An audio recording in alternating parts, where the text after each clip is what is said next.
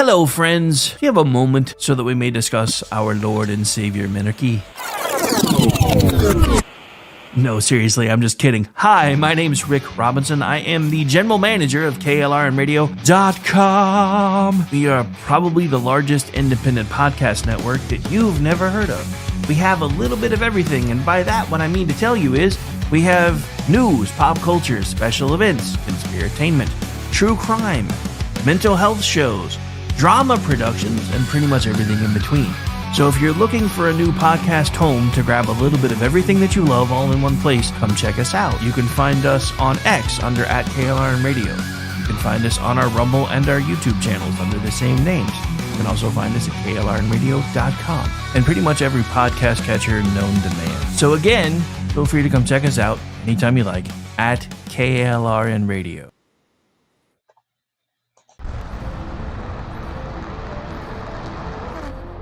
Are you ready to reach for the stars? Tune in to The Lost Wanderer, the #1 monthly podcast on good pods in astronomy. Join our host, Jeff, as he takes you on an interstellar adventure to explore the mysteries of space and the wonders of science. From rocket launches and distant galaxies to the latest discoveries in astronomy, each episode is a thrilling ride through the cosmos. Don't just gaze at the stars. Come explore the universe with us. Follow The Lost Wanderer wherever you get your podcasts, and let's discover the stars together.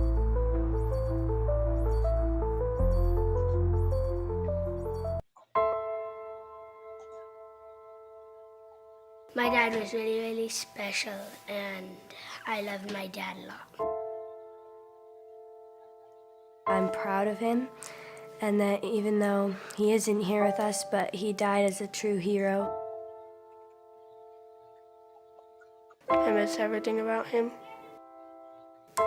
In the moment that the officers and I had to come see the children, my biggest reaction was, I don't have 7 arms. I have 7 children who just lost their father, and I don't have 7 arms to wrap around them. I'm Frank Silla, chairman of the Stephen Silla Tunnel to Towers Foundation. Our foundation is committed to delivering mortgage-free homes for Gold Star families and fallen first responder families.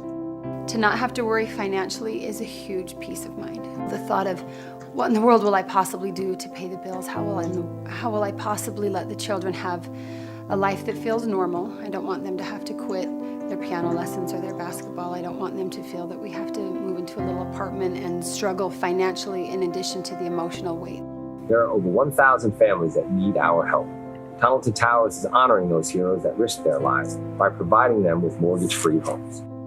Those who serve us and then lay down their lives protecting our freedoms and our safety, the least we can do is $11 a month to give them that peace of always knowing there's a home, there's that sanctuary when life feels like it's been tipped upside down, because it has, when you lose a parent in the line of duty, to know you can go home, you can be safe, there's no risk of losing your home. That's a peace of mind that I can't believe you can get for $11 a month. I'd like to ask you to contribute $11 a month to support their efforts.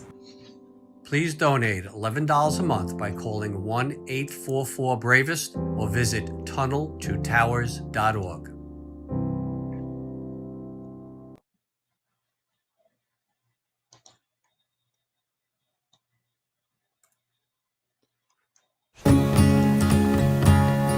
Independence. With that declaration, America was born. Inspired by a belief in the God-given rights of every human being. That among these are life, liberty, and the pursuit of happiness. Our government was established to secure these rights and for the good that comes from exercising them well. This is why the founders of our great nation chose independence. As do we. Hillsdale College accepts no government funding because independence makes possible the good to which we aspire. Hillsdale College, pursuing truth and defending liberty since 1844.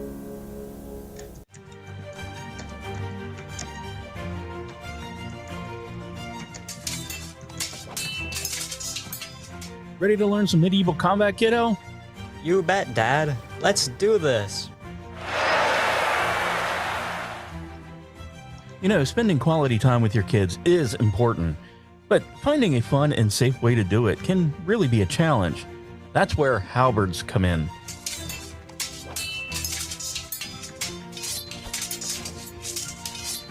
Halberds are the perfect way to bond with your kid while teaching them about history and physical fitness. Plus, they're a blast to play with. So next time you're looking for some family fun activity, grab a halberd and get ready to make some memories. Come on, Dad. Round 2. Halberds, bringing families together one medieval battle at a time. This commercial brought to you by the KLRNradio.com Ad Council.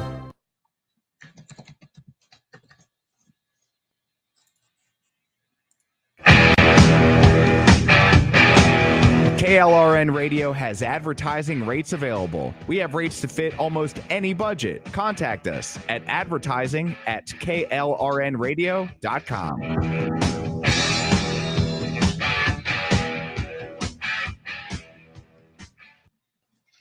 The following program contains coarse language and adult themes. Listener discretion is advised.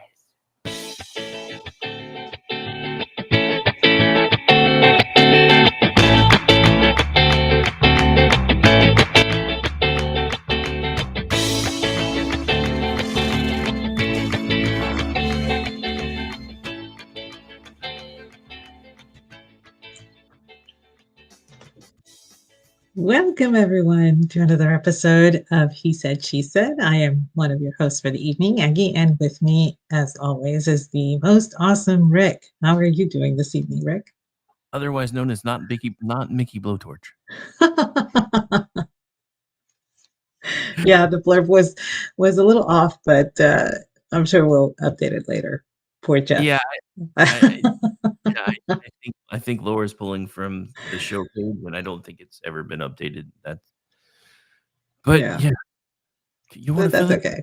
You want to fill in for Mickey for a couple of weeks? 3 years later. Years later. Has it been 3 years? No, I don't remember. A little over. I think we're headed towards 2. I think, but yeah, I've lost track. Everything's all blurring together now. But so first of all, I would like to welcome everybody in. I think X may have finally sorted itself out because for the last couple of nights we've barely been pulling any traffic, and now all of a sudden we've been up for like 2 minutes, and there's like over 100 people here. So yay, things seem to be working again. I have a feeling that Miss Linda is frantically ripping out all of her extra levers and switches now that Trump won. So because X has been acting kind of weird for the last few days. It seems like it has been rather odd, hasn't it? I mean, I know that they had a bot purge a few weeks ago, which they do on occasion. At least once or twice a year they do a bot purge. So, but I noticed like I lost quite a few hundred followers, and it's not. I get it. It happens, but. Well, I've had an avalanche, and I haven't done anything to bring them to notice me. Nothing outside of my, good morning tweet, some snarky, replies on some of the Never Trump sites, but that's about it. Nothing outside of my norm. And I woke up and I had 89 new followers, and I'm like, what? Why? Yeah. Who are you people? I think that's because I think, see, and this always happens.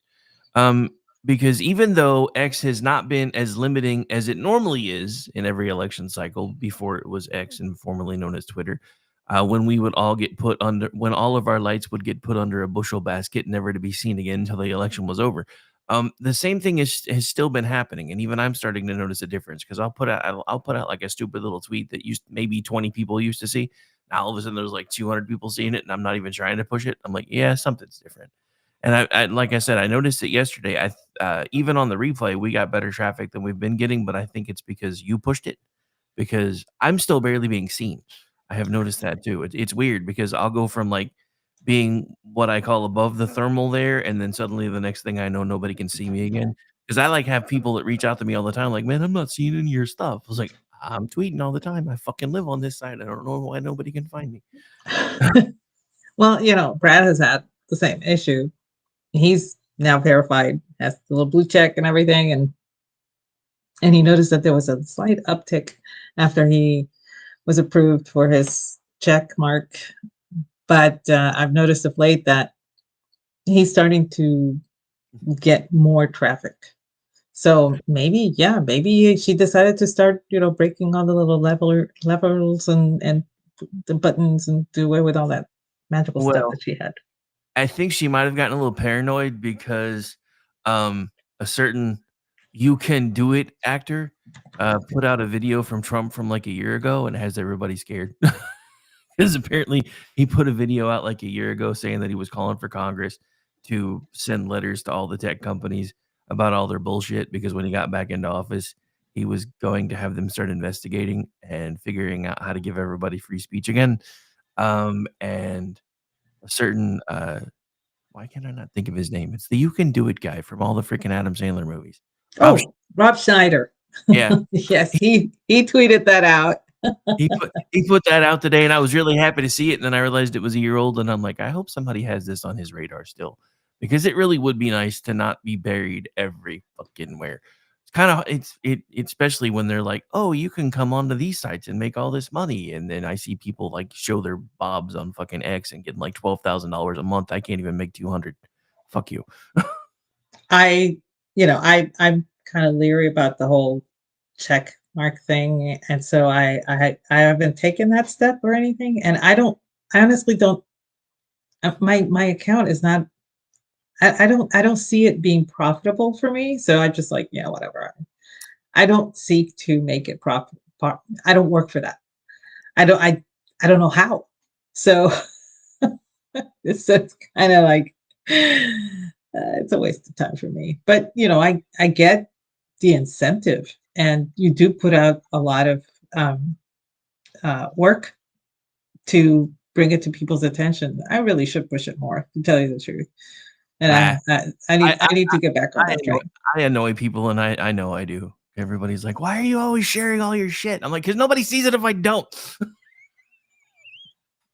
No, I share it in the rooms too. I mean, my good morning tweet, and whenever I have to share the Jen Rubin one because she really pissed me off. That canker sore, her 1933 crap is driving me insane, and so I had to share that one. Sandwich Queen has big feelings and doesn't know what to do with them. Okay.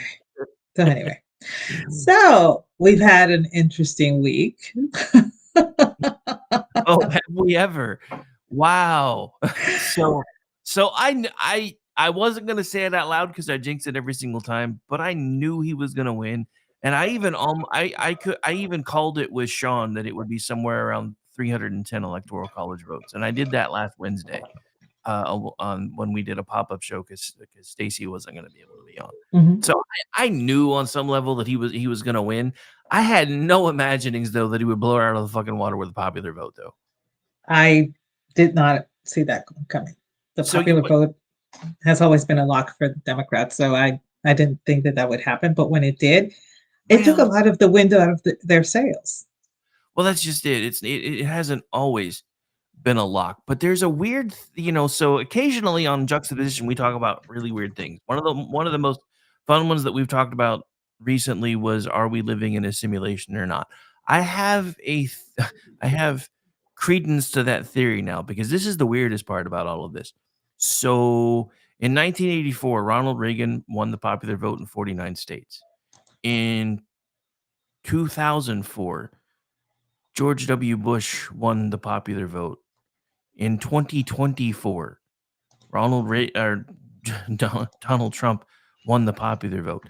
They're exactly 20 years apart. I cannot. I don't want to do this. No, not today. They're exactly it's 20 years apart. How? Okay, time for. This is gonna drive me crazy. Well, yeah, but that's why I had to share the pain, because it's been driving me crazy. Because when I figured it out, I was like, wait a minute. So everybody's talking about 2004 was the last time that a Republican won the popular vote, but I know for a fact there's no fucking way Reagan didn't win the popular vote if he won 49 states, and that was 20 years before that one. So then I started looking. I was like, it didn't. No, it didn't win the popular vote. Didn't win the popular vote. Didn't win. Shit! It is exactly the 3 times in recent history that I can find that a Republican has won the popular vote are exactly 20 years apart. What the hell?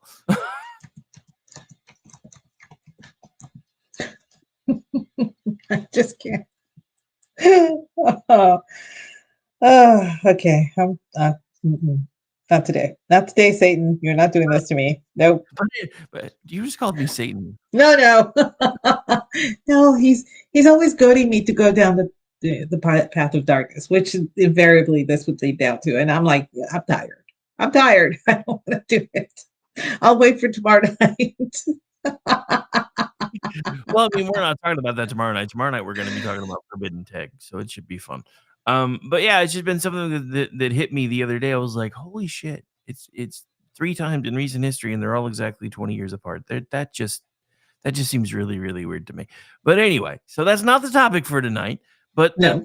the topic for tonight kind of came up because of everything we've been talking about. Because Gen X saved America. Thank you. You're welcome, world.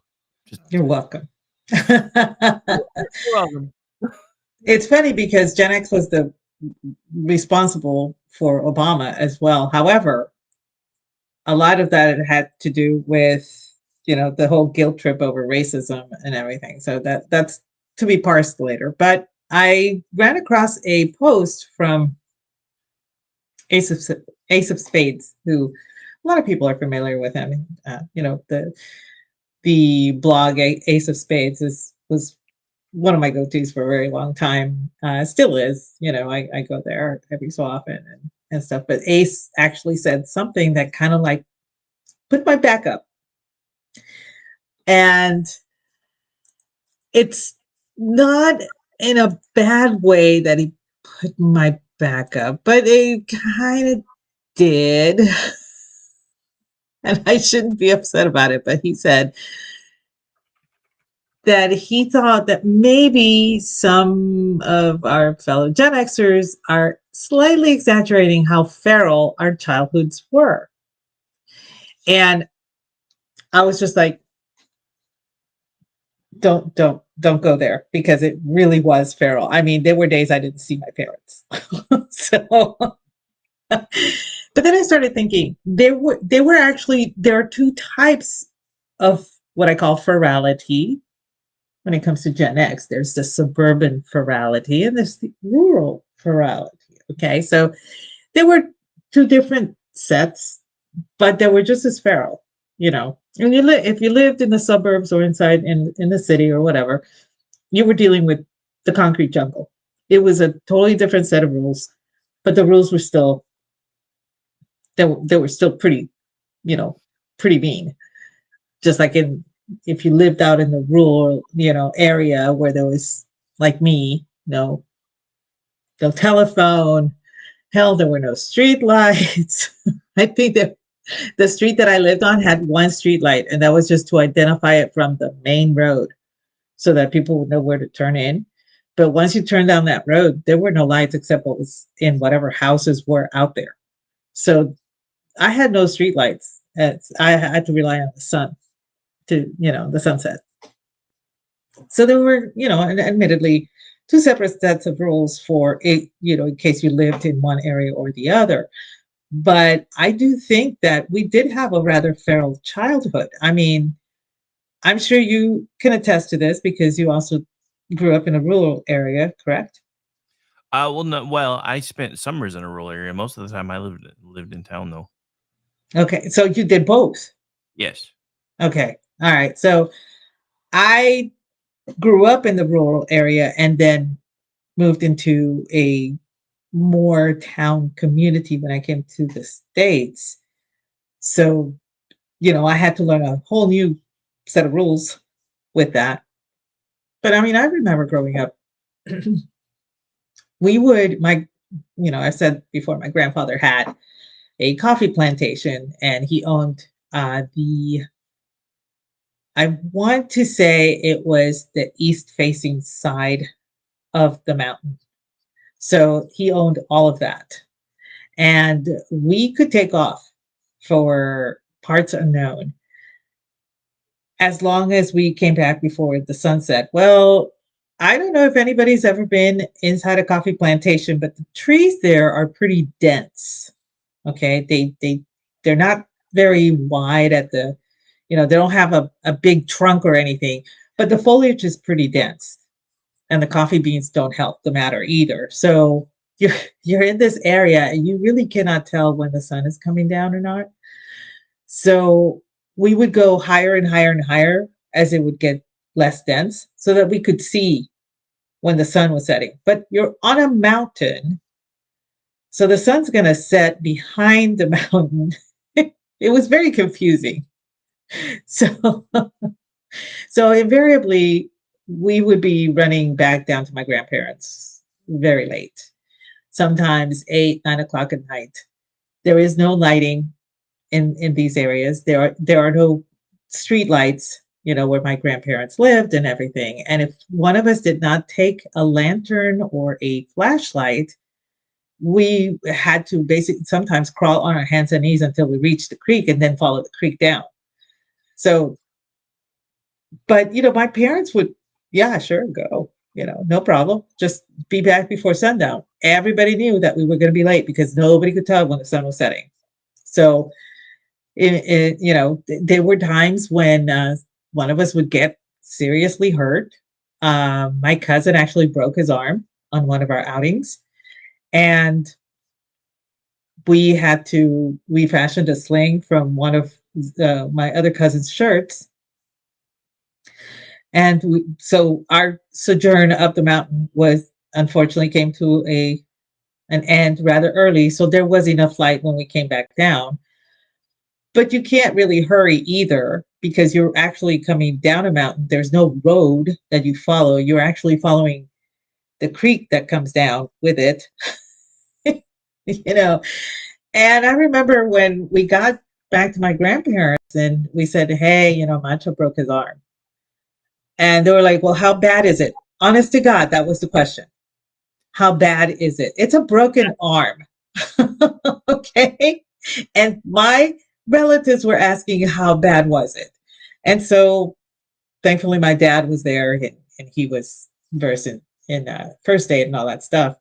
And so my dad actually had to, set the arm as best as he could. And he got some branches and he whittled them down so that they could have something, and they wrapped it up. And then he took him into town, which was, I want to say, 45-minute drive away, so that they could set the arm in a cast and do all that stuff. And I remember I was at a friend's house. My sister was with me. She was 2 years old at the time. And we're all climbing these brand new set of concrete stairs that have no railing outside. But they're so pretty. So we're all running up and down because, we didn't live in a second story house. We lived in a single story house. And my sister, she fell off, broke her arm. She was 2. How serious is it? And so, from my point of view, I think we had a very feral childhood. Living in town was different, admittedly, but you still had a lot of stuff going on.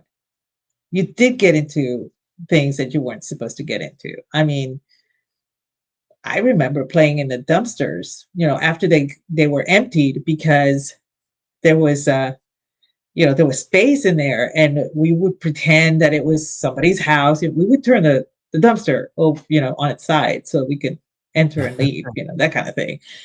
And we would prop the lid up with whatever lumber we could find or whatever. And I mean, I was doing this when I was 10, 11, and we didn't think anything of it. Our parents, I don't think my mom ever knew. If she had known that we were playing in dumpsters for 3 years, I think she would have like sanitized us with Clorox. Honest. She was a deep freak. But I was careful never to say where I was because I knew that would get me in trouble. But we did things like that. I mean, And we all did things like that back then. I mean, but those are the things that we've talked about before. Like we grew up in a time when a freaking baby car seat, if you even had one at all, looked like it was just a friggin' part of a monkey bar they attached to a seatbelt. And you didn't even have seatbelts in most of the cars. Hell, I spent half my childhood riding around in the hatchback of a Maverick because I used to pretend I was in the cockpit of a jet fighter. My parents didn't give a shit. no, no. My cousin and I, we built our own little tree house. And like I said, this is a coffee plantation. The trees are not the sturdiest trees out there. Okay. They barely they barely qualify as trees. But we built it on the trees and in the coffee plantation. And we just took scrap lumber that we found somewhere. We would drag tree limbs. I think we stole one of the vinyl place that not placemats, but the table coverings, that vinyl ones that when we were growing up that were like that that really glossy vinyl. We stole one of those to make the tent structure. And I remember my uncle finding it. And he was livid. And we couldn't understand why he was mad until he said, "Why didn't you tell me that you needed help? I would have built you something better." I was like, "Oh, okay. So we're not in trouble because we built it. We're in trouble because we didn't ask him to build it." Okay. That we can deal with that. And then he did fix some of it because it was very wonky, and it's a miracle that we did not fall through the lumber of the trees. But we used to just, I mean, there were vehicles that were no longer running, so they would cannibalize the parts to use in other vehicles on my grandfather's farm. And so there were clunkers all over the place, and we used to play in those, and so did the wasps, and so did the hornets. you know?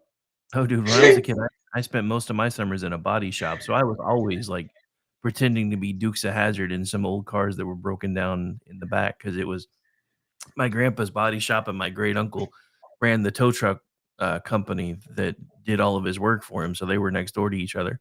So he had a salvage yard behind him.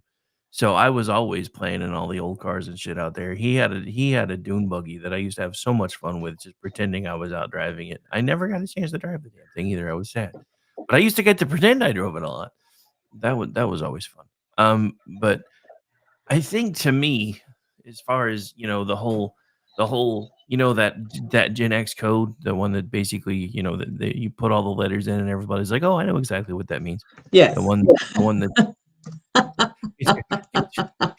get your ass into this house before the street lights come on, or I'm gonna yeah, that one. Yeah, I mean that's the code we always lived by. I mean, it was once the sun was up, if we were awake, especially on weekends, if cartoons were over, my mom was like, "Get your ass out of the house, and I don't want to see you again." We Oh didn't have a yeah. choice. We didn't have a choice. It was There just was no choice. We weren't allowed back in. yeah. I mean, we were kind of the holdover from the children should be seen, not heard generation, which everybody that came after us was like, "Oh my god, I can't believe your parents treated you that way." And you know what? I'm kind of glad my parents did treat me that way because I've seen your kids. I'm just saying. I'm just saying. No, But I remember there was one of the clunkers that my grandfather had. It was gray. I don't know them. Don't even ask me what the car was, but it was gray. And I remember seeing pictures of you know, the P-38 and the shark's teeth, the face that was painted on and all that stuff. And I told one of my cousins about it, and he didn't believe me. So I stole my dad's book I snuck my dad's book into the car and I brought it with me when we went to my grandmother's house, and I showed it to my cousin, and he said, let's paint it.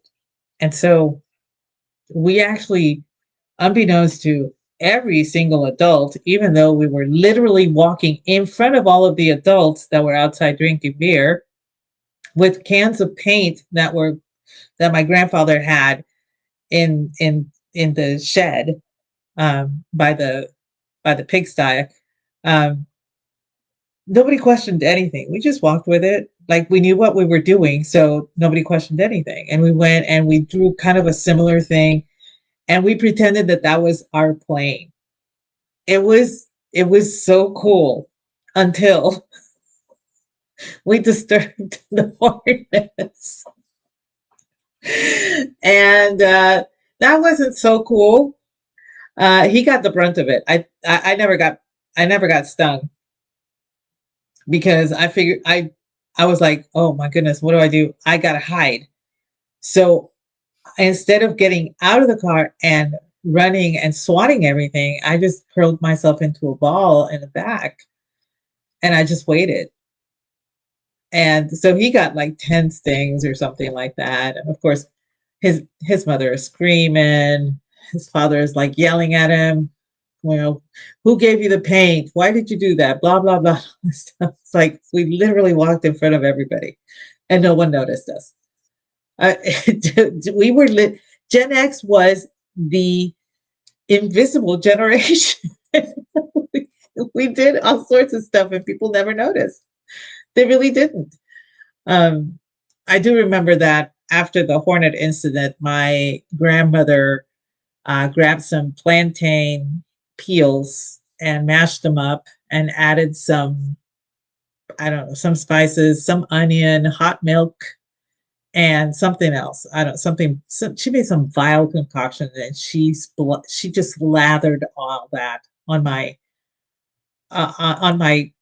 cousin's bites and stings, and he's like, this smells awful. And she says, yeah, but you don't itch it or hurt anymore, do you? Well, no, because because I can't stand the smell. It's distracting. Yeah, she used to make all of the weirdest concoctions for, I mean, I remember it was that time of the month I was visiting and I was not feeling well. And she said, go rest. I will fix something for you. And I was immediately afraid. My entire body tensed that I was like, oh God, no, please. Just let it be hot coffee or something. No, she comes in and she says, drink it all and it'll take care of all your pain. And then she did not leave the room, which meant I had to drink it all. I could not pretend and then toss it out the window, which is what I wanted to do. But damn it, that stuff didn't work. And she boiled milk and onions and I think some cinnamon or cardamom, one of those two. And she put in some mace and I don't know what else she put in there. But the whole milk and onion thing is just vile. But she made me drink it. And I guess my body was rebelling so badly that it didn't notice the rest of the pain. So, according to MD, your poultice sounds delicious. You. Starting to think we might need better friends. I'm not kidding. That was awful. Now, I will say that we do use plantain banana peels for stings all the time. Ant bites, bee stings, spiders, whatever. And it does leach out the venom and it takes the pain off. And it works. But she just added all sorts of stuff to it. And even my mom was going, you really don't need all that, Mom. And of course, my grandma looked at her and was like, who has been taking care of everybody since I was 15? Okay, so everybody shut up.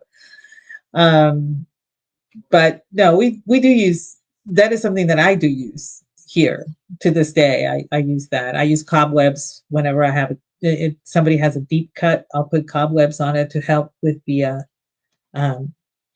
healing process and everything. And people look at me as like, what? Cobwebs? And I was like, yeah, why do you think I keep all the cobwebs? Oh, we thought you were just a bad housekeeper. And I'm like, y'all can get the hell out. Oh. Oh yeah. Okay. So MD's walking it back now. He's like, I didn't hear the milk and onions part at first. Sure. Sure.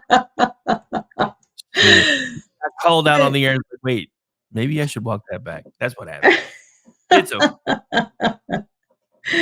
No, growing up, and it didn't stop because, when I was in high school, we still did a bunch of boneheaded things. We still, went out and came back when the sun was down or whatever. But if we had a driver's license, well, I was the only one of my friends that actually had a curfew. My parents were adamant that I had a curfew 10 o'clock. And I had that curfew until I was 22. I wasn't even living at home and I had that curfew. Don't ask. I'm still trying to make that work in my head, but I did. I had a curfew until I was 22. But my parents were where they grew up. It was necessary to have that curfew because it was, you never knew. We lived so far removed from the city that you really needed to know where your kids were at. So they were pretty adamant about that. But outside of that, and you're right, after cartoons on Saturdays, my parents didn't want us in the house. Oh my gosh. I mean, I seem to remember my mom coming into my bedroom. It was Saturday morning. It was 8 o'clock. And she's like, why are you still in bed? And I'm like, because we had a late night. There was a football game and I was babysitting and the parents didn't get home until midnight. So I was home. I didn't get home until about 10, 15 minutes after midnight. And, that's why it's like, yeah, well, it's still 8 o'clock. You should be out of bed. She was not going to let me sleep in. There was no sleeping in. You had to be out of the house because the house had to be cleaned and you could never clean it to your mom's specifications. So she wanted everyone gone so that she could clean it. And then when you came home, she wouldn't allow you in until you had hosed yourself outside. I'm not even joking. She would literally make us hose ourselves in the backyard before coming into her clean house. You are not coming into my house until you shower, but the shower's inside. Use the water hose. Yeah, we did. And every day we would lay out the water hose so that the sun would heat the water so that when we came home, there was hot water outside. And so we could just quickly hose ourselves. And then, there were towels outside already, and everything. And so most of the time she just wanted us to hose our legs off and everything. And then we could walk through the house and then go take our shower. But sometimes if we did something out of the ordinary, like I was working with the senior Girl Scouts, one of them had to complete something or other, but we were cleaning graffiti from the old movie theater. There's an old movie theater in my hometown and it's still there. Nobody uses it or anything, but the front was like defaced with graffiti and everything. And she wanted to make it look pretty again. And so that was what we chose to do. And so we spent the whole day cleaning up the graffiti. And it's, as anyone knows, cleaning graffiti is a very difficult, time-consuming job. And you don't always get all of the paint out, which means you're going to have to repaint things, which means you have to make sure that everything, the ground is, the sidewalks are covered and you yourself take precautions so that you don't want to dump paint on yourself or anything. And as everyone knows, I always end up with paint in my hair. That has always been the case. So, in those instances, yeah, my mom would say, no, you're going to have to shower outside. And I'm like, there's people live here next door. I can't undress and take a shower. She's like, well, you should have thought of that before you did this.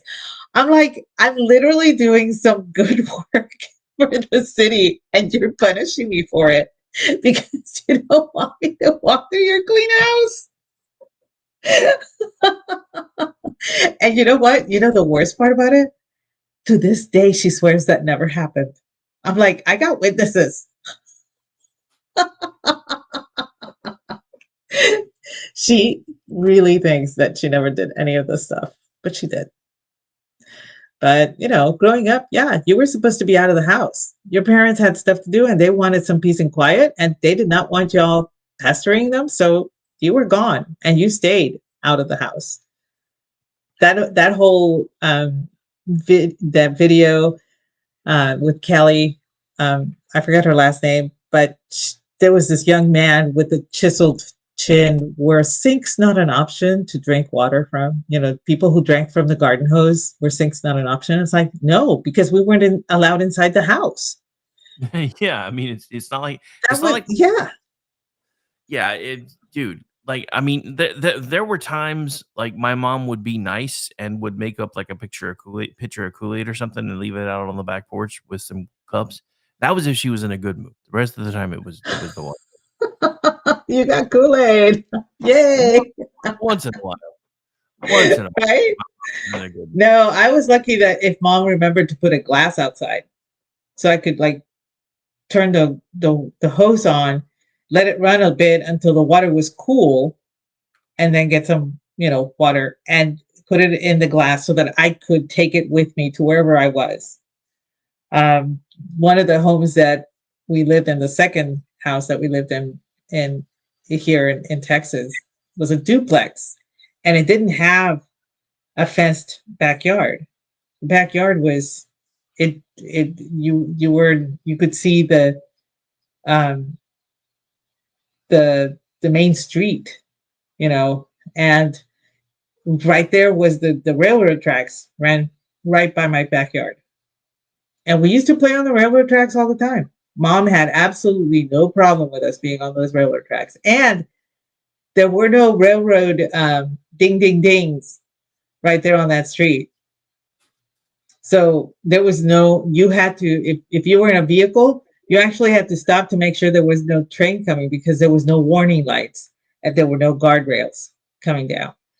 And we used to walk it all the time. And then behind the last house, the one that my parents currently have, was the canal. So we used to go behind the fence and walk down the canal, and yeah, this was a canal famous for, let's just say they've discovered bodies in this canal. So we used to do this all the time. I mean, we had absolutely no problem. We would leave and we would do all sorts of things and, come home whenever it was dusk or the street lights came on. If we lived in town and there were street lights, we were lucky enough to have those. That was a good marker, I suppose. But I don't think that he when Ace actually said that it wasn't as feral as, we make it out to be. I'm like, what is the definition that you're looking for the term feral in this case? No, we did not rip each other. This was not Lord of the Flies, admittedly. We did not, go hunt down like cavemen and bring back, bobcat to skin and, prepare meat for dinner. I'm not sure what he really meant by that because, growing up in the 80s, 70s and 80s, and to an extent the 90s, yeah, you weren't home. You had to be out of the home. Your parents didn't want you around. They had stuff to do. I don't even remember my parents ever suggesting I do any extracurricular activities. I mean, hell, I had to talk my parents into doing the ones that I wanted to do. And I had to make sure that I got there and back. Yeah, that was me with orchestra. and then orchestra it was part of the curriculum at the school. But when I started it, it was not school sponsored. So I had to, you know, get there on my own and go home on my own. Nobody was picking me up. Nobody was dropping me off. Most of my friends that had extracurricular activities, they were limited to, I think, that there was basketball and there was some. I don't think Little League was that big where I was growing up. To be honest, I don't remember any of my friends ever having been in Little League. Well, in high school, but that's about it. But anything else that my friends did was mostly dance, like ballet, that kind of thing, and gymnastics. But that's if you had money and you could travel to McAllen, which was 20 miles away, to attend these, extracurricular activities. But it wasn't like, when, we started having children in the, late 90s, the 2000s, where there was T-ball, there was, there was soccer, there was cheerleading, there was gymnastics, there was tumbling, there was all of these things that took up every Saturday, every Friday, and all the practices and all that stuff. My parents would never have put up with any of that. No, I mean, and well, that's just it. It was like, and then, when my brother, because by then we had moved, and then of course my brother, when he wanted to start doing things like playing soccer and everything else, my mom was like, "Oh, we'll make sure you get to." Like, where the fuck was this when I wanted to do these things? The hell. I swear to God, it was our own parents that started the hell. It was our own parents that started the helicopter parent bullshit with our younger siblings. I think so too. My brother came when I was 17. My mom had the last one. And she was hovering over him the whole time he was growing up. Couldn't give a shit about the other four.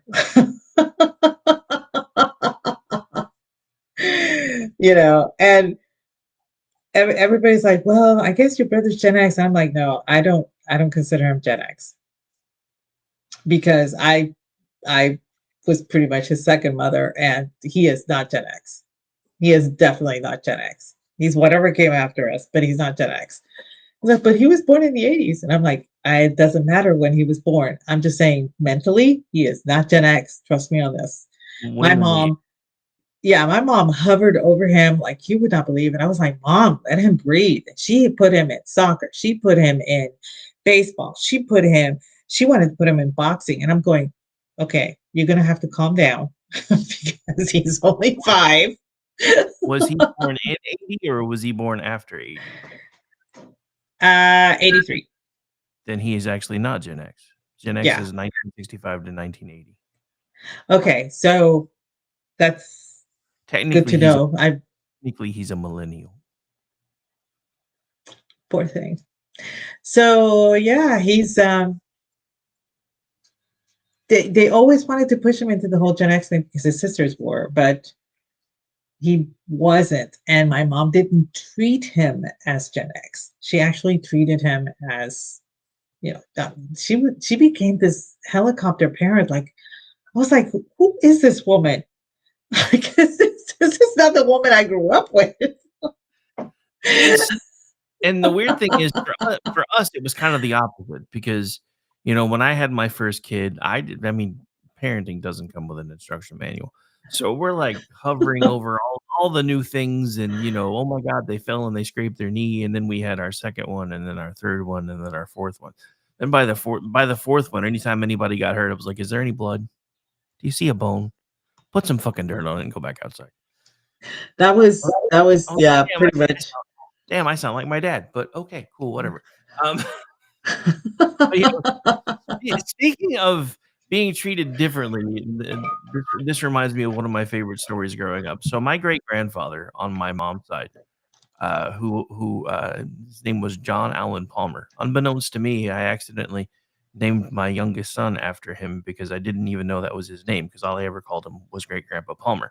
So his name came because I liked the name John, and then we gave him his granddad's middle name on my wife's side. Then I found out that that was my great grandfather's on my mom's side's like actual name. I was like, "Oh, that was a weird coincidence." But anyway, that man, I hated that man. He always thought I was too soft. So, and literally, so anytime I was in his home, they had one of those shotgun houses. You know, you come in the front door and there's the living room, then there's the kitchen, and then you go out the back door and you're outside, and then off to the side are the two living rooms and the bathroom that are all connected, are the two bedrooms. So anytime I wanted to go play out in the backyard, I had to walk past him in his damn recliner. And anytime I ever walked past him, he would just haul off and knock the shit out of me. And then wait for me to start crying and be like, toughen up, you little pussy. Oh my gosh. So anyway, so one of the one and I, it was spring. I don't remember what year it was, but me and all my cousins were there and we were goofing off in their backyard. And then we suddenly got this grand idea that we were going to paint Great Grandpa Palmer's tractor. Well, we didn't because it looked like paint to us, but it was actually old oil. So we're sitting there and we're just, we're going to make this tractor all pretty for him and yada, yada, yada, blah, blah, blah. My mom comes out and I think I had to have probably been 5 or 6 at the time. I'm still really little because this is when my parents were still together.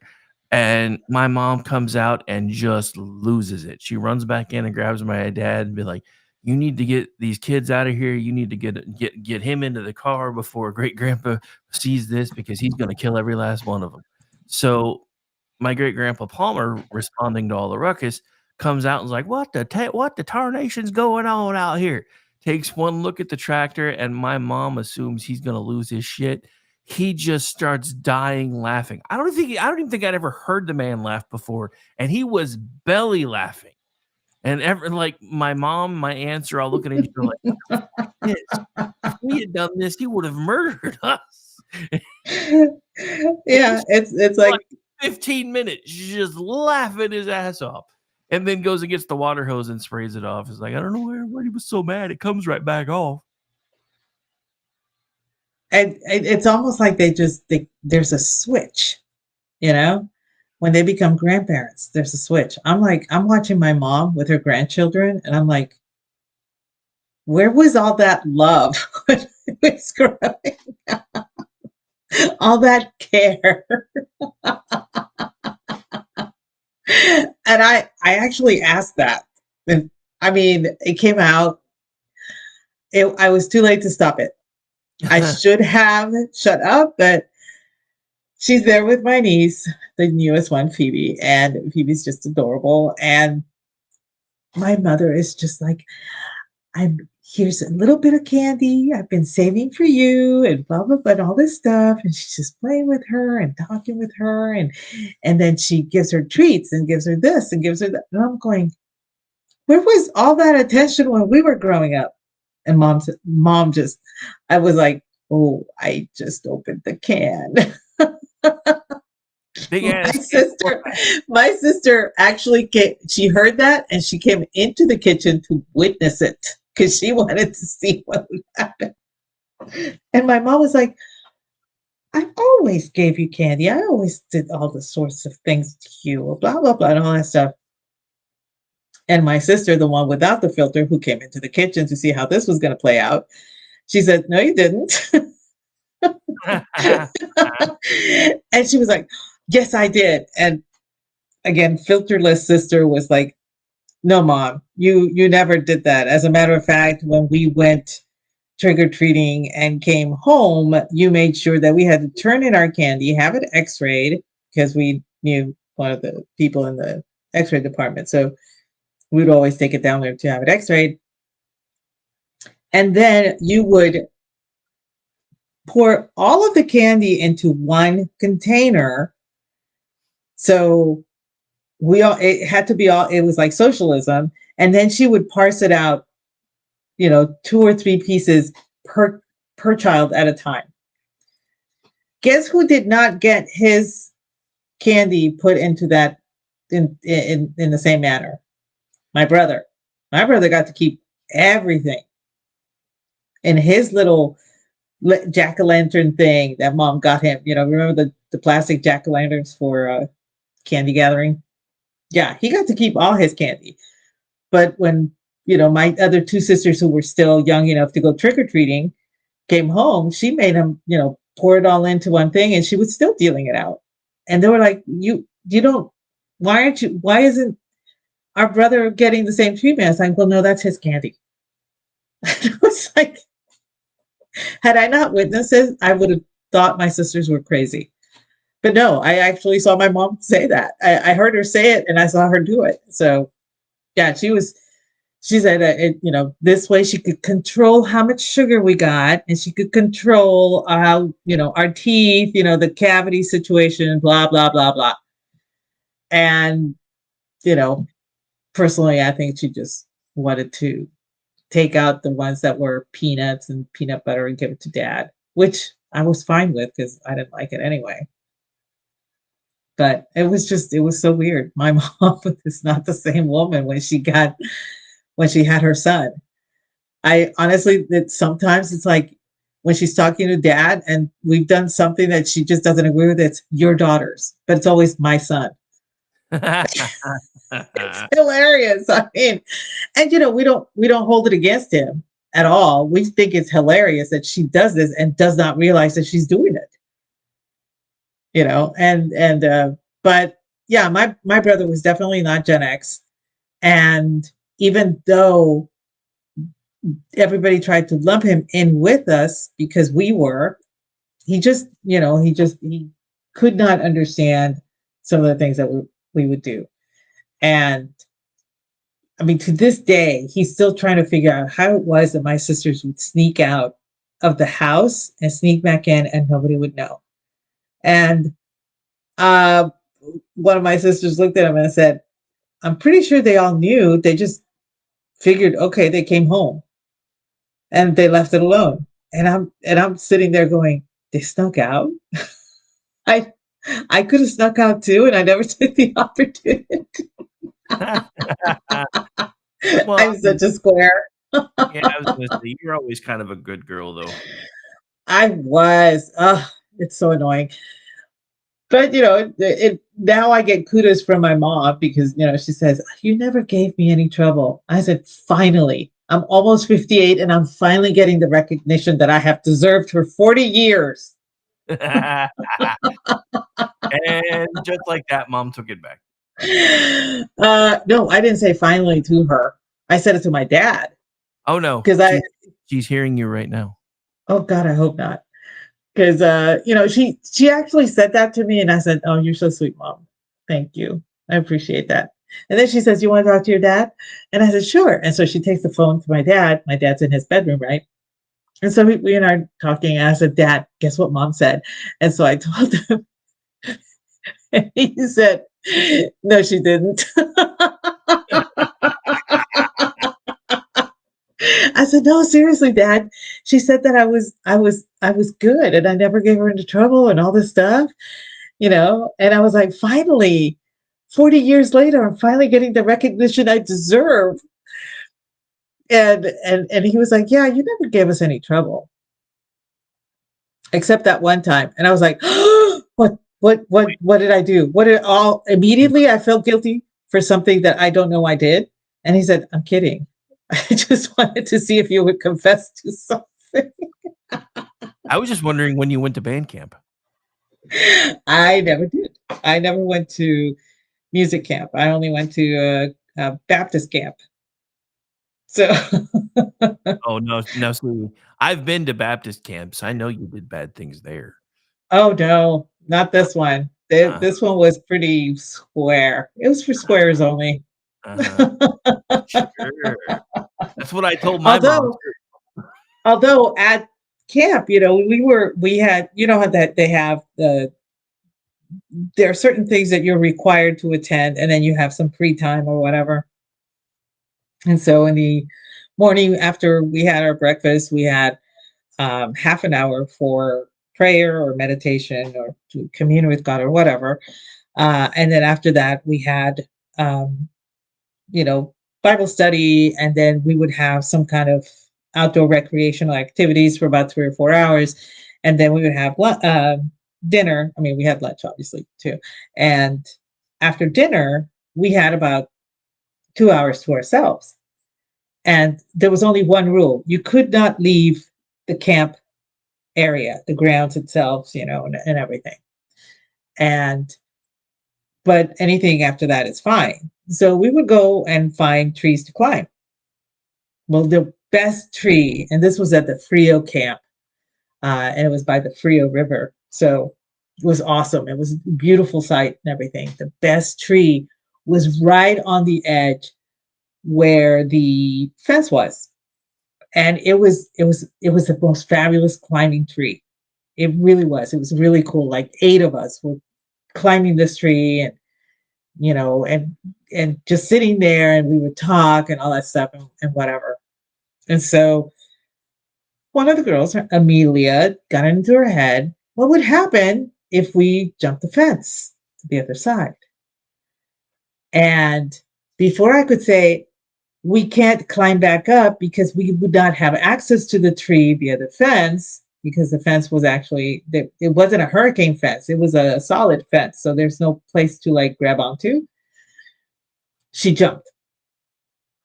And we were like, oh, what do we do now? What do we do now? Because we only have half an hour before lights out, So we're like, frantic. We formed a human chain from the tree to lean down so that we could grab a hold of her and she could help to climb back up. And it was a miracle that nobody fell from this tree. We come back, some of us are all scratched from the bark, and everything and all that stuff. And of course the CIT is waiting for us. So, because we have to take turns, the showers and whatnot. And she sees us, and some of us had leaves in our hair, scratches on our faces and all that stuff. And she's looking at us going, where were you people? Yeah. And we just said, oh, we took a walk around the camp. And that was all we said. We're like, we can't lie to her. This is a Christian camp. And she was one of the sweetest CITs, there and everything. She's looking at us, you took a walk? You have debris in your hair? She's picking out leaves and lichen from one of the other girls' hair. And, it's like, and your face is bleeding and your arm is scratched up. What? And she just steps back, crosses her arms, and then says, spill. And we broke down. We told her everything. And she was like, well, okay, as long as y'all are back, I'm not going to say a word, because the directive was to be back by this hour, and you did. And I can't, there was no witness to say that somebody outside of you, outside of this group, actually saw you go outside of the camp. So there's nothing that I can do, but please, by all that is holy, don't test me or don't test the Lord, because this is a one-off. And we were really careful after that. I didn't go back to the tree. I was afraid that I would actually fall off the tree and into the other side of the fence, and then, be ostracized and be brought up on charges and all sorts of stuff. I was just feeling so guilty. It wasn't even my fault. It wasn't my idea for her to jump or anything, but that was kind of weird. Not weird. It was scary. A human chain from a tree to get somebody on the other side. Oh, okay. I got to break in for a second. Tony Todd, best known for Star Trek guest appearances and most notably known for playing Worst Brother, has passed away. No. Yep. Oh, no. Yep. Oh, that's heartbreaking. He was awesome. And the funny thing is, like, back before Paramount got stupid and put all these dumbass rules on the fanfic stuff, they were Mhm. trying to put out a fan movie called Axanar, and it's the first time I've ever seen him not play a Klingon. He was actually a Starfleet officer in that one, and it was amazing. I was like, wait, that's Tony Todd, and he's human? What?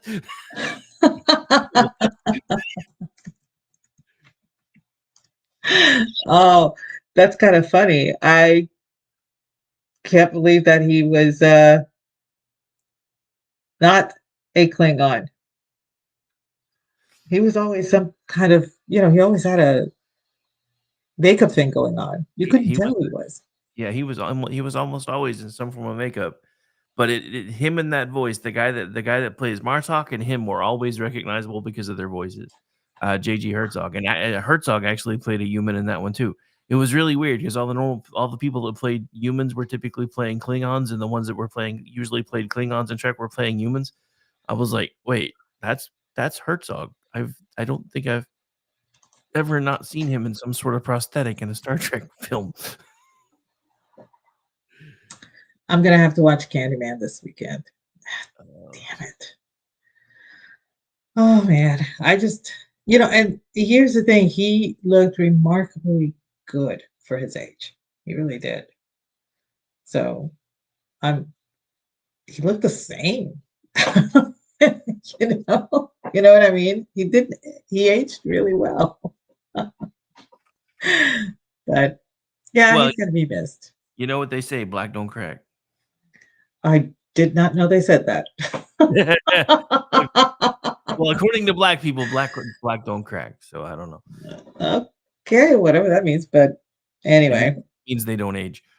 okay, I see. I'm not hip with the whole nomenclature here. Okay, I don't know. But yeah, that's sad news. He was a really solid character actor and very recognizable. Yeah, that I always go back to that one of my favorite. Uh, gosh, I can't even. The name of it is That Guy Who Was in That Thing, and it's a documentary about the acting business and how difficult it is for people to get started in the business. And but one of the things that you always see the Brad Pitts, you always see the Johnny Depps, you always see all these famous people. For each one of those, there are hundreds who do character work and who are really, really good at it. And they're satisfied with doing character work because it's solid work and it's about the work. So he was a really solid character actor, and he will be missed. He really will be. Yeah. Amish put that on my radar. I don't know how I feel about that. I kind of would have rather seen it after, but Yeah, it's sad news, but hey, that just means that we need to do an homage, for Jax or Culture Shift, or any of our shows that do include horror and fan fiction and all that stuff. That'd be nice. Yeah, the funny thing is that the chat has stayed on topic without us. They've been discussing lawn darts, jarts, playing goalie with jarts. Somebody was asking when I mentioned car seats, they were like, "Car seats." We had no car seats. Pretty sure I mentioned lack of seatbelt, but that's okay. My other favorite thing to do back before cops became assholes and they started regulating everything like that was ride around in the bed of my dad's truck. I loved to do that. I understood why dogs like to be outside when people drive or have their head out the window. It was always fun. Oh yeah. No, it was great. And I remember my uncle had a Jeep, and it was a Army issue. And because that's pretty much all you could get at the time in Puerto Rico. It wasn't an AMC Jeep. It was the Army issue that was surplus, and that's how you got your hands on it. So he had one of those, but it didn't have the back seats.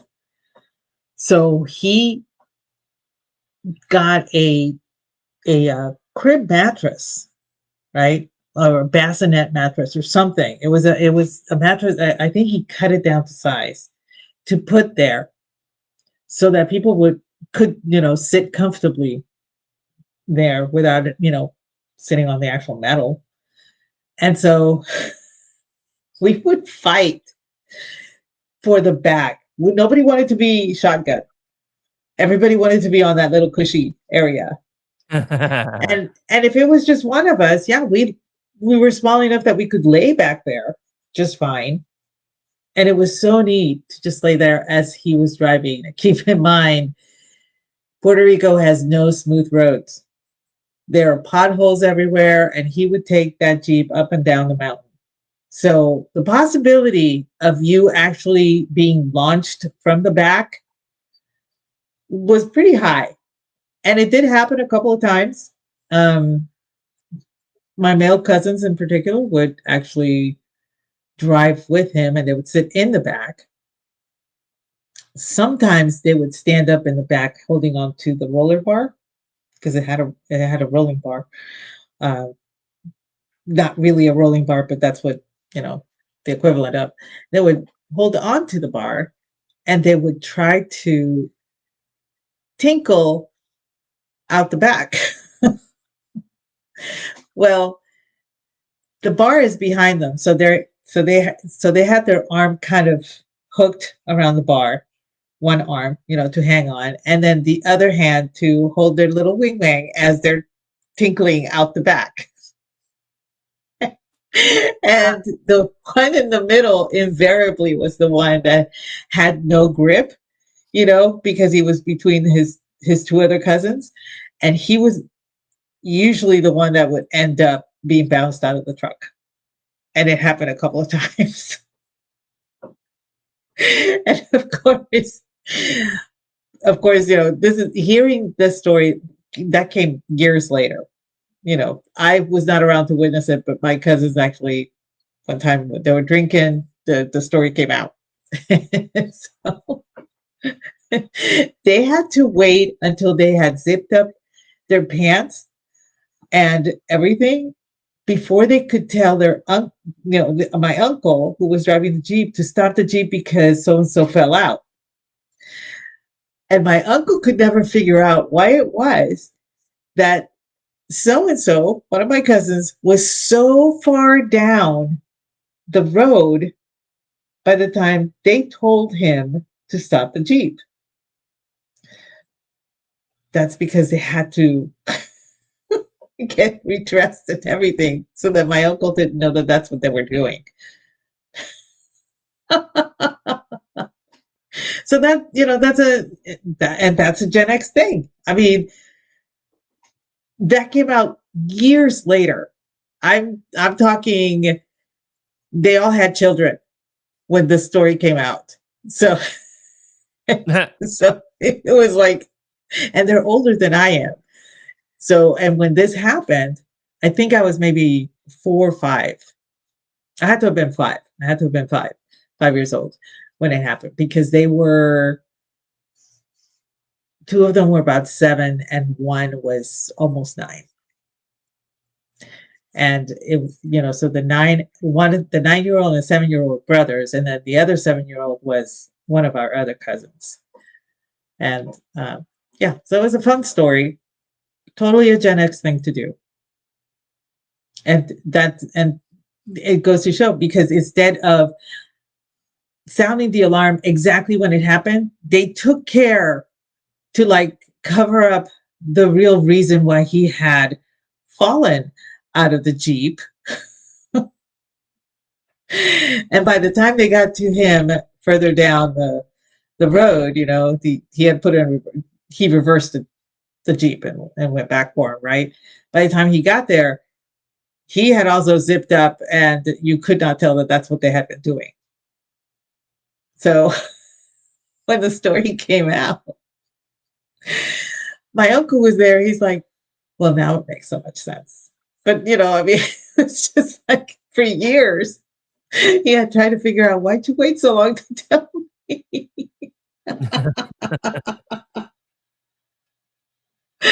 Man, oh man. I mean, we did a bunch of boneheaded things. We did not expect, care. We didn't expect, our parents to be there constantly to check on us, to make sure that we were not doing boneheaded things.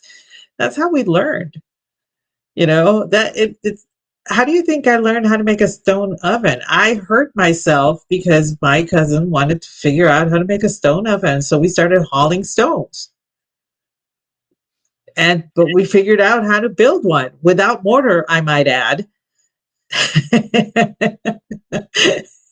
And my grandfather saw it. He started screaming because we decided to build it right in the middle of that area where he would actually spread all of the coffee beans to dry after being leached. That's something that a lot of people don't know. Coffee beans have to be leached and then dried before they can be processed in order to be roasted to make coffee.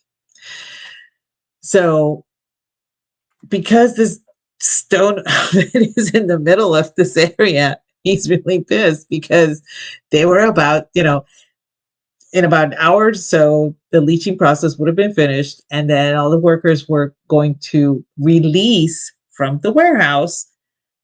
You open the doors, and then you release them from the vat, and they go, they just go into that area.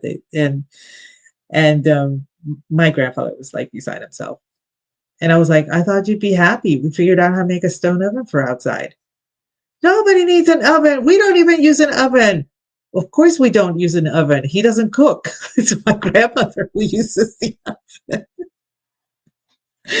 So my grandmother comes running outside and she's like, what's all the screaming for? And she sees the stone oven. And then she gets mad because we didn't build it next to the kitchen. Not that we built it, mind you, is that we built it in the wrong area. That's why everybody was upset.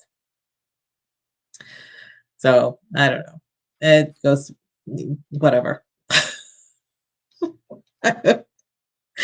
I hope I'm not that cantankerous in my old age. I'm already feeling it, but I just hope to stave it off for a few years still. I was going to say, what do you mean you hope you're not?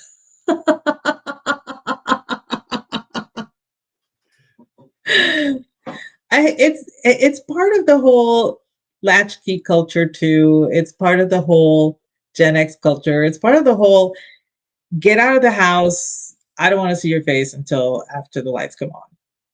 So I have to do this because I wish I would have thought about it a second ago. Hang on.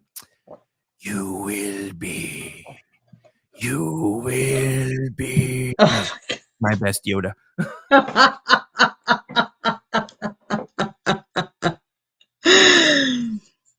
Oh goodness. You could thank Ordy for that because he just typed "you will be" in the chat and it popped into my head. Yes. Oh yeah, that was another thing that we did. Thank you, Em. You reminded me. We also made Molotov cocktails. Yep. That was for us. It was the best way to practice, throwing things, because if you threw a ball, you didn't know exactly where it hit. But if you threw something with liquid in it, you could tell. So the most of the sodas came in bottles. All the beer came in bottles. Obviously, my grandfather refused to have canned beer. It had to be in a bottle, and it had to be warmed by the sun. So every morning, my grandmother would put in a 6-pack in the middle of that area where the roasting took place. Looks like a giant plaza, but whatever. And by noon, it was warm enough for him to drink it. He did not believe in cold beer. But we would take the empty bottles and we would fill them with water and silt. And that would, you could see where it would hit, And then one day my cousin got it into his head, hey, we could make, bombs with this stuff. We have the glass bottles. We have an endless supply of gas. And I'm like, what do you mean an endless supply of gas? He's like, well, we can get it out of all the vehicles. He was not, um, he would siphon just fine. He had no problems with that whatsoever. This is the one that actually served time for, um, I think it was arson. I'm not quite sure, but anyway, moving on. He had no problem siphoning gas from any of the vehicles. I did not think that was a good idea. Neither did my other cousin. And but he decided, hey, let's just try it. So just a little bit of gas, right? So thankfully it wasn't my parents, it was my uncle's car that got siphoned. And then he prepared three of them with maybe, I want to say, half an inch of gas in each bottle. So the drag had to be really long, and he wet it as much as he could with whatever gas there was in the bottle. He says, you're gonna light it and you're gonna throw it. And I said, no, I am not lighting anything on fire. I'm not doing that. And of course he said the thing, chicken. And I was like, oh no, you didn't. So I grabbed the damn thing. And I was like, fine. And I threw that bottle and it hit the side. And thankfully, we were throwing against a concrete wall, concrete block wall. And it hit the side of that. I call it a shed because it had a tin roof, but the walls were all concrete. So I hit it. And of course, it was on fire. And it just, it was like a small bomb going off. But then there was, dead grass below it, and that caught fire. And I have never moved so fast in my life. I went to the pigsty, I grabbed the bucket of slop that was there, and I ran with it and I threw it and put it out before anybody could notice. So next thing I know, one of my grandfather's workers comes around the side and sees the damage to the side, where it burned and all the slop on the floor. And he's looking at us going, what happened? And my cousin says, she threw a bottle that was on fire and that caught fire. And so she got the slop to put it out. He threw me under the bus. He had absolutely no problem doing that. So, of course, the gentleman tells my grandfather what I did. And my mom was just, she did what? And I was not saying a word. I was like, I am not going to incriminate myself. I am not going to say anything at all. And then the worker, the gentleman that told my grandfather, he actually took pity on me because he saw my distress, and he said she was actually very quick to think to throw down the slop to put out the fire. She was very, very bright, and she was very smart to do that.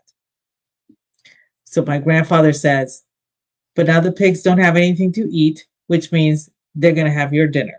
And that was my punishment. My dinner went to the pigs.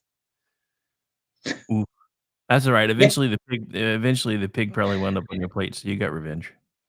I don't know if it did, because this was the year before Pinot the pig. This was the year before. So I was not tending the pigs yet. So I wasn't familiar with all the pigs yet. So but still, I was just like, great, I get to starve. I got run over by a bus. And then the instigator of the whole thing, he has the fucking nerve to actually show me what he's eating. It's like, it's too bad you're not eating. It's really good. I'm like, you son of a bitch. I mean, he ended up serving time. I know he did. I'm not sure if it was for arson or grand larceny. It's one of the two. No. My uncle was arson. He was grand larceny. So yeah, karma came back. So that's okay. But yeah, I really do think that we were as feral as we claim to be. None of this was exaggeration. We did all sorts of things that people I, I actually do question. Dude, How did you do this? we And I'm used to like, make we used to make our own M80s out of tannerite. mm-hmm. Oh yeah, I know quite a few people. Some of them became very very good in chemistry and worked for the FBI in that capacity. That were making their own bombs when we were in high school. They had no problem with doing that after school and everything. And my chemistry teacher could not understand why some of his stuff kept disappearing. Yeah, I was like, our chemistry teacher never could figure out who it was that kept putting off stink bombs that would get us out of sixth hour. I'm not naming any names or anything though, because reason. oh wow. Yeah, interesting. Okay. Anyway, so to reiterate, Gen X was feral. There were definitely there were differences whether or not you lived in the city or you lived out, you know, in the rural areas like some of us did. Well, I mean, there's varying degrees of feralness whether you lived in the country or whether you lived in the city, but we were all pretty much left to our own devices, no matter because our parents. I mean, look, there were times in like in the '80s, I never saw my parents, especially after my mom got divorced. She was working like 2 and 3 jobs and always going out to party all the time. I raised my brother until he got old enough to be put into daycare. I raised my brother. In the summers, like he would go to daycare when I had to go to school, and in the summers she would pull him out of daycare because it was cheaper. And I raised my brother. I was 8 when he was born. I was his dad by the time I was 9. That's just how things were when you were Gen X. Your parents, you either did it or you died. My parents were the king and queen of I brought you into this world and I can fucking take you out, so you're gonna do what I said. No, I love that Raptor called them Red Dawn kids. And yeah, this is true. We totally were. I mean, seriously, we were when I went to high school, almost every guy that drove a truck had a gun rack, and he would bring the White Wing Dove season open. Our school let out early, like we had half a day because all of the guys were going dove hunting right afterwards, as soon as the season opened. And so they all brought their rifles, they all brought their shotguns to school, whatever. Our principal would walk out to go look at them and compare the one that he brought to school with the ones that they brought to school. There was no problem. I mean, seriously, it was not a big deal back then. So that was also part of Gen X. We had that under our belt too. I mean, there was I don't know how else to describe it. It was a magical time. That's what it was. I mean, well, it was definitely a different time. The funny thing is, because a lot of us assumed that Gen Z was going the way of the millennial, and this election kind of proved maybe not. The even funnier thing is now that millennials are starting to pop out kids, they have Gen Alpha. A lot of Gen Alpha are doing the things that Gen X kids used to do. We played a video here a few months ago from Dad Bod Veteran going, "What is this? This looks remarkably like Gen X." And kids are just outside playing with toys and doing crazy stunts and all these things. And it's one of the first things that kind of gave me hope that maybe the universe is trying to heal itself. And then we had this election, which again, for everybody who's pissed off, you're pissed off at the wrong people, because if not for 13 million fandom voters, if he had won, look at it, he would have been deadlocked for the last 4 years. That we lost everything. We barely got anything back at the 2-year. We would have not been able to get anything done, and he'd have been on his way out. And most likely there would have been a Democrat coming in. So you can thank all the people that got creative with balloting and shit during COVID for the mess that you're in now, because in case you ain't figured it out, the reason he came back even stronger than when he left is because we saw all your bullshit. And now everybody voted for him. Dude, I saw a piece today that had me floored. 65% of the indigenous vote went for Trump. 65%. 65. Unexpected. Now, 65. now apparently, I guess the people of color vote only went up by like a couple of percentage points by the time you factor in the female, but you look at the male, 25% of black males voted for Donald Trump. 50% of Hispanics voted for Donald Trump. My favorite part of that whole thing was how POC is now demanding that Hispanics not be lumped with them because of the fact that so many Latinos went for Trump. Well, I mean, I told everybody when they started calling them Latinx, you're gonna piss them off. You don't want to do that. They don't like did. They did. Oh yeah, and that's another thing. You know, growing up Gen X, you did have gendered language, and that was a thing. And now to take that away, you're basically taking away somebody's identity when you do that. So, and in a way, seeing the Gen Alpha or whatever it is that they call them right now, doing the things that Gen X did, I always say it, everything old becomes new again. That's why you go to estate sales and people are snapping up all the old stuff because they want it in their house. They want that nostalgia. They want the look. They want the clean lines or whatever, furniture wise or stuff. But believe it or not, the toys are the second highest thing at an estate sale. And if there's lawn darts there, it's the first one to go. People want that stuff back. They want the stuff back that they grew up with because that made them strong. You know what I mean? And so I think now that things are everything old becoming new again, and the whole thing with the shutdown during 2020 actually helped to, incentivize kids to actually go outside and touch grass a lot, and people liked it. That's why I got involved with the whole rock painting thing, to incentivize kids to go look for rocks and have, a little bit of fun. And, those kids, they're, a little older now, they're still going out there looking for rocks. It's the most adorable thing. It's still going on.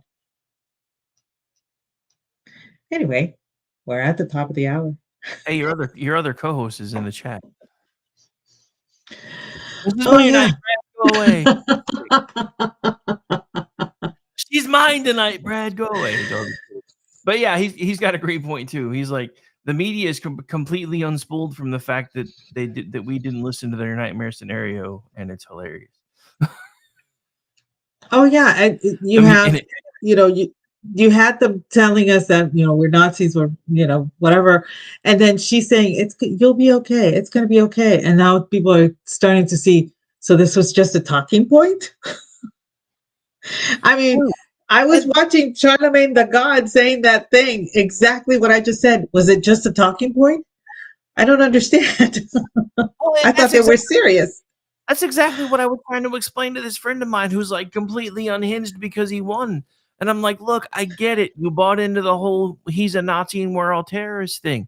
But obviously they didn't mean it, because now that they've lost, they're playing nice. That was the one thing that I did respect about Donald Trump. It's the Fed's fault that J6 became a thing. And we know that now because there's a little played clip from a hearing where they admitted that they don't even know the number of feds that were embedded. And it turns out it was over 200, which explains quite a few things.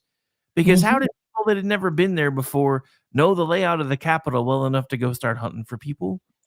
Who turned off the magnetic locks in all these places that they were able to get into? Because a lot of the rooms in the Capitals have key card scanners. You can't just open the doors. So how were they able to get in there in the first place? There's so many things that we just don't know. And that's why for a little bit, I was afraid they were going to play shenanigans with them slow rolling the House vote and wind up basically holding it to where even if it was just like a 1 or 2 seat majority, just to stop anybody from being able to do any investigations, because they would technically hold all the cards for the committees. So I've been pleasantly surprised that they didn't manage to pull that off, because it looks like we are going to retain the House, even if it's going to be a small margin, because there are things that I want answers to, and that happens to be one of them. I want them to subpoena everybody involved in the original J6 hearings, find out why they lied, when did they know they were lying. I want the videos from fucking Nancy Pelosi that are now out there in 2 different time frames in the same day admitting that all of this was her fault. I want those in the public record because I'm not going through this again. Because it's just like I said earlier, if not for 13 million phantom voters, none of y'all would be in this boat right now. He would be on the way out. We would have been deadlocked for 4 years and barely accomplished anything and would have likely had a Democrat in office because ain't no fucking body like Mike Spence. It's your own fault. You did this to yourselves because now you've sent him back with an overwhelming majority in the Senate, controlling in the House, the White House, the Supreme Court. What so now what? You tried to cheat, you pulled it off for 4 years, and you're right back where you started from, worse off than you were, and now we're gonna fix shit. And I'm sorry if you don't like it, but to everybody that's bought into their bullshit about how he's worse than Hitler, watching them play nice now should piss you guys off a hell of a lot more than it pisses us off because it proves that they never fucking meant it. Or they wouldn't be. Because like I said, the thing that I respected about Donald Trump when he lost and he knew there was shady shit that happened is like, don't expect me to be at the inauguration. I'm not going to be there. I respect that because to me, that proves that you actually said you were feeling what you told everybody you were feeling. This whole bullshit where 2 weeks ago, Biden's like, he's the biggest threat to democracy and to our way of life ever. And then 2 days ago, grinning from fucking ear to ear, my campaign, my staff is going to work with him for a peaceful transition. You know from the way that motherfucker was cheesing that he voted for him. Ain't no fucking way. I haven't seen that man smile that much in 30 fucking years. Yeah. Well. Okay. And on that note, I guess we should end the show. Hey, I was trying to keep the feed open for a while longer because we have one of the magic numbers. We hit 420 for the night, so yay. The magic number. we have several different levels of magic number. 420 happens to be a fairly good one. So yeah, this is true. So okay, well, on that note, that little not quite a Gen X rant, but a rant done by a Gen Xer. Where can we find you? Oh, don't look for me. It's a trap. You can find me tomorrow pushing buttons for front. Actually, no, tomorrow's not. I'm used to us doing things all together now. So no, you can find me tomorrow doing juxtaposition at 10 p.m. Eastern. You can find me Sunday night doing America Off the Rails. Monday, I'm usually off, but I think since it's Veterans Day, I'm going to figure out how to do some sort of a special in my time slot. I haven't decided yet. Then Tuesday through Friday, noon to 3, doing the Rick Robinson Show. Tuesday night, hanging around on the Manor Emma panel. Wednesday night, usually full boat.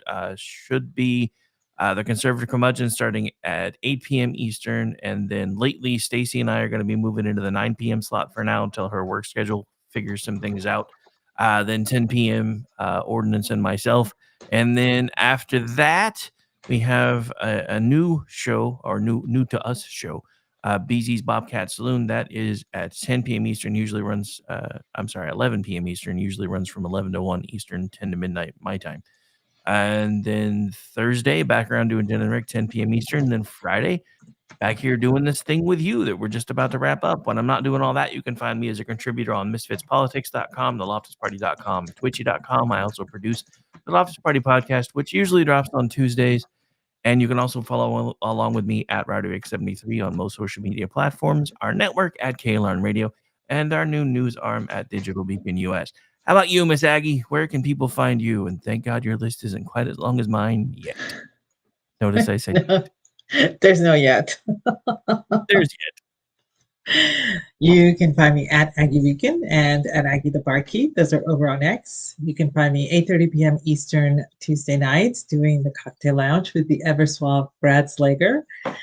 8:30 p.m. Eastern Friday nights doing He Said, She Said with the awesome You.